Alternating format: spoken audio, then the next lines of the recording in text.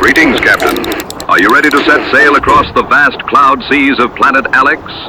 Today, we will walk through the fundamentals of the boarding system in Sector Alex and take a look at the new features introduced in the Redlight update. A merchant vessel, escorted by a jet bike, comes under attack from raiding craft of the Lantern Clan. Let's break it down step by step. All right, let's move into the action. It is now the Lantern Clan's turn to play. We are entering Phase 5, the player action phase. We begin with drift checks. There are none at the moment, so we can move straight on to jet bike activation. The clan's rickshaw jet bike will activate first.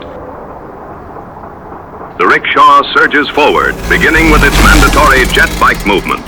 It then takes a first movement action to close the distance with the enemy jet bike, and uses its second action to open fire, but without success.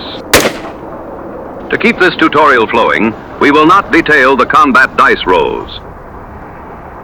We now move on to activating the Lantern Clan pilots. There are currently 2 vessels, each with 1 pilot on station and ready to act. Both pilots will attempt to board the enemy civilian ship. Board them! No quarter! The first pilot uses their first action to move closer to the civilian ship. They then declare a boarding action and use their second movement action to bring their vessel into contact with the enemy ship.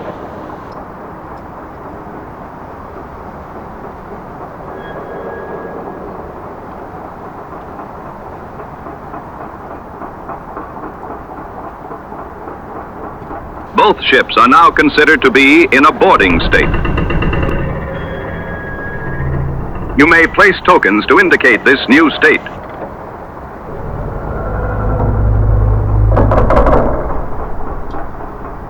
The second pilot attempts the same maneuver, but this time only a single action is required to make contact with the civilian ship.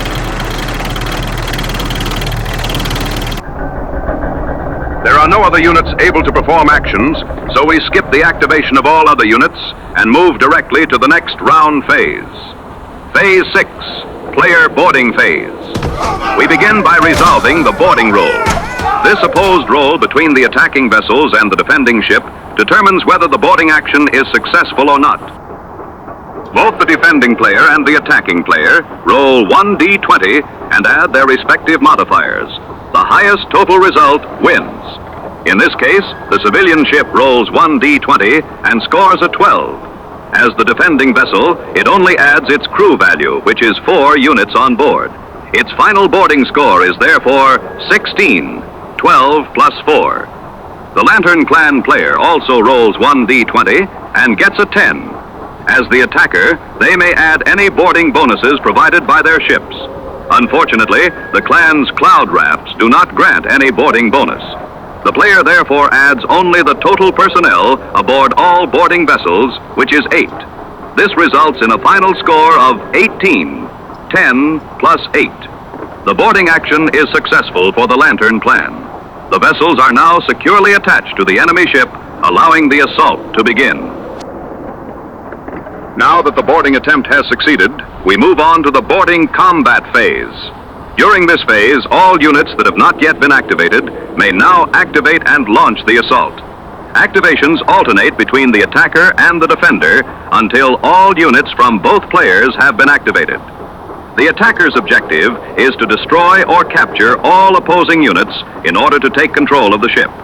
The defender's objective is to destroy the attackers or force them off the ship, allowing them to attempt an escape in the next turn, or simply eliminate the threat. The first Lantern Clan unit charges onto the civilian ship. An available slot is open.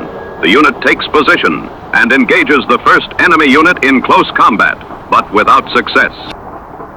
Units always engage the geographically closest or adjacent enemy units. It is now the defending sailor's turn to respond. They attack the unit that just engaged them, but once again without success. The combat remains at a stalemate. The Lantern Clan captain now joins the fight.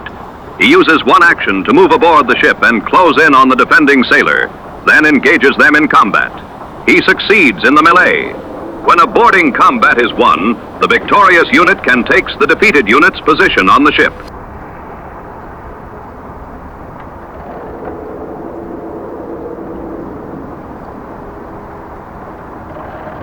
It is now the civilian guard's turn to respond. He chooses to use his firearm rather than engage in close combat. Firing a ranged weapon during a boarding action applies a -2 penalty to the unit's shooting ability. In addition, if the attack fails, a friendly unit is hit instead, or the ship itself if no friendly unit is available. Fortunately for him, the shot finds its mark. Another Lantern Clan unit launches its assault. With the path now clear to the upper deck, the unit moves in and engages the security officer in close combat. However, the officer defends himself bravely and the attack fails. It is now the civilian captain's turn to activate. He attacks the Lantern Clan pirate. There is no contest. The unit is swiftly eliminated by the experienced captain.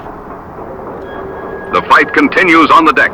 Another Lantern Clan unit attacks the captain this time, reducing his life by 1 point. Next, the civilian engineer activates and attacks the pirate unit, but without success. All civilian units have now been activated. The Lantern Clan player may continue activating all remaining units. The boarding phase is now complete. All units involved in the boarding action have been activated. The fight is still ongoing, as neither crew has eliminated the other. The combat will be resolved during the civilian player's next boarding phase. The ships are therefore still considered to be in a boarding state. A new turn begins as we move to the civilian player's activation, or the AI's turn if you are playing solo. The civilian player has only one jet bike available to activate, as all other units are currently engaged in the ongoing boarding action. The player therefore resolves only the jet bike phase, and then moves directly to the boarding phase. We now begin the new boarding phase. As it is their turn, the defending player activates first. The player chooses to activate the captain. The captain makes short work of the clan's younger brother and proudly takes his place.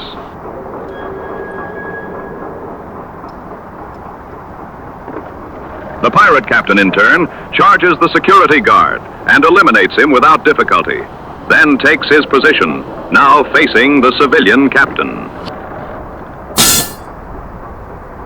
The flight engineer activates next and throws the pirate infantryman overboard. Hesitant to push further, he chooses to remain at his station rather than step into the heart of the melee. Another pirate unit boards the ship and attacks the civilian captain, but he deftly avoids the blows. It will take the arrival of one of the clan's elder brothers to finally bring down the proud merchant captain.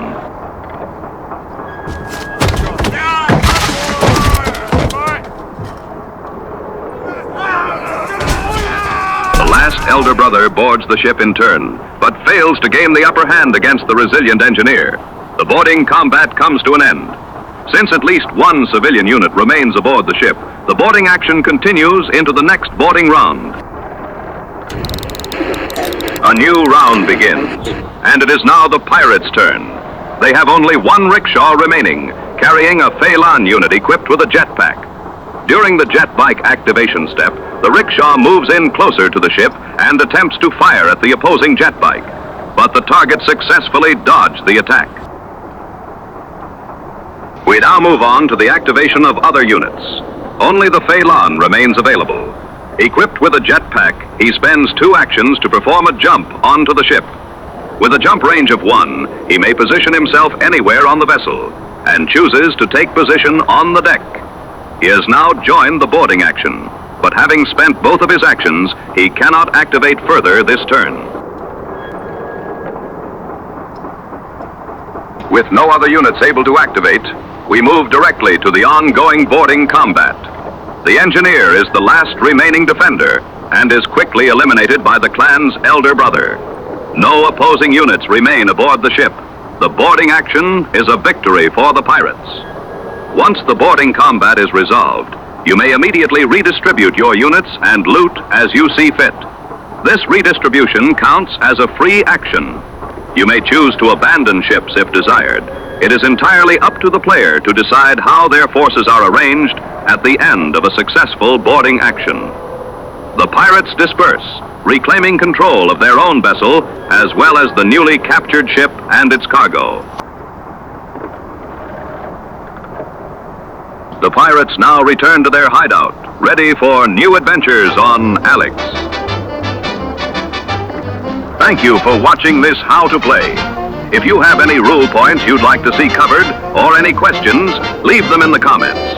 If you'd like to jump into the Sector Alex adventure, all Sector Alex content is available on My Mini Factory, link in the description. Don't forget to share, like, and see you later in the clouds, Captains.